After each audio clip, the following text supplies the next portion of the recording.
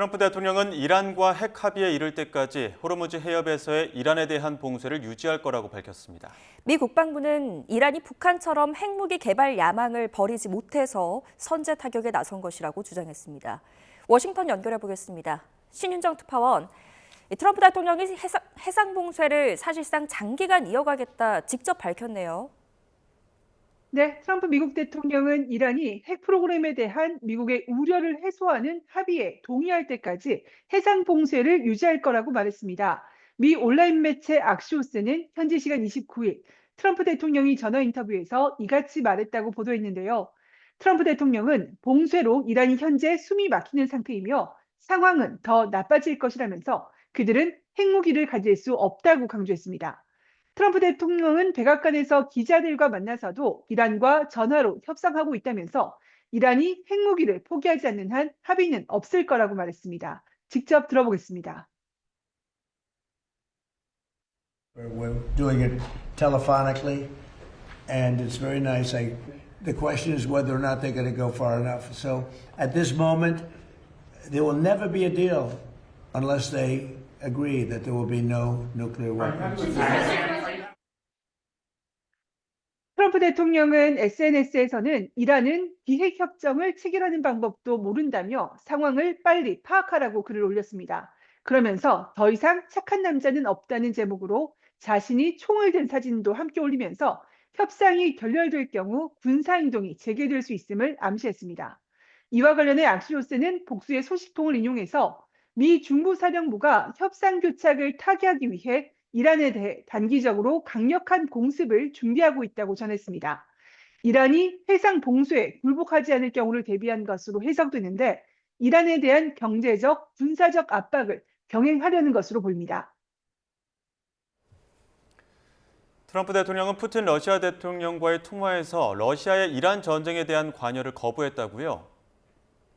네, 두 정상은 전화통화에서 다음 달 9일 러시아의 2차 세계대전 전승절을 맞아 우크라이나와 휴전하는 방안을 논의했는데요. 푸틴 대통령은 이란 전쟁에도 도움이 되고 싶다는 의향을 표명했지만 트럼프 대통령은 우크라이나 전쟁을 끝내는 데 집중하라며 사실상 거부했습니다.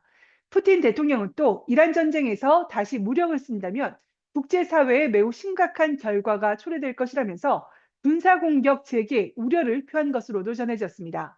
트럼프 대통령은 푸틴 대통령이 이란의 농축 우라늄 문제와 관련해 지원 의사를 보였지만 나를 돕기 전에 당신의 전쟁부터 끝내라고 말했다고 설명했습니다. 잠시 들어보겠습니다. He told me he'd like to be involved with the enrichment if he can help us get it.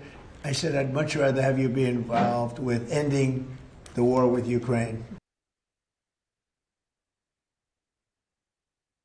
지난 2015년 오바마 행정부 시절 이루어졌던 이란 핵 합의에는 이란의 우라늄을 러시아로 반출하는 내용이 있었는데 푸틴 대통령이 이와 유사한 방식의 관여를 제안했을 가능성이 거론됩니다. 이런 가운데 미 국방부가 이란과의 전쟁 비용을 처음 공개하면서 이란의 핵 전략을 북한에 비유했다고요? 네, 이란 전쟁 개전 뒤 미 의회 청문회에 처음 나온 피트 헤그세스 미 국방장관이 이란의 핵무기 야망이 북한의 전략과 비슷하다고 말했습니다. 미 연방하원 군사위 청문회에서 지난해 6월 미국이 이란의 핵시설을 타격하고도 이란의 임박한 핵 위협을 이유로 들어서 전쟁에 나선 게 정당했는지 질의가 나왔는데요. 헤그세스 장관은 시설들은 완전히 파괴됐다면서도 이란의 핵 야망은 계속됐고 재래식 방어망을 구축하고 있다며 북한에 빗대 설명했습니다. 헤그세스 장관의 설명 잠시 들어보겠습니다. So much so that facilities were bombed and obliterated. Their ambitions continued, and they're building a conventional shield. Let me try again. It's the North Korea strategy. You know this very well. The North Korea strategy was use conventional missiles to prevent anybody from challenging them, so they could slow walk their way to a weapon. 재래식 미사일을 방패 삼아 시간을 벌으면서 은밀하게 핵을 개발한 북한의 전술을 이란이 그대로 답습하고 있다는 지적으로 보입니다. 헤그세스 장관은 클린턴 행정부 시절 북한이 탄도미사일을 대량으로 확보해서 세계를 협박했다면서 이란도 핵을 보유하면 반드시 사용할 것이기에 트럼프 대통령이 선제 타격에 나선 거라고 강조했습니다. 이번 청문회에서는 이란 전쟁 개시 뒤 처음으로 군사비용 추산치도 공개됐는데요. 미 국방부는 지난 2월 28일 시작한 이란과의 전쟁에 쓴 비용이 현재까지 250억 달러, 우리 돈으로 37조 원에 달한다면서 대부분이 탄약 비용이라고 설명했습니다.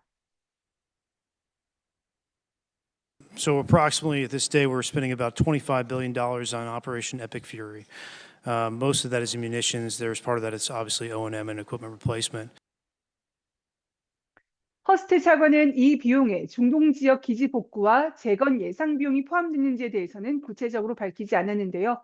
이에 따라 미 국방부가 어떻게 이 금액을 산출했는지 불분명하다는 지적도 나오고 있습니다. 지금까지 워싱턴에서 YTN 신윤정입니다.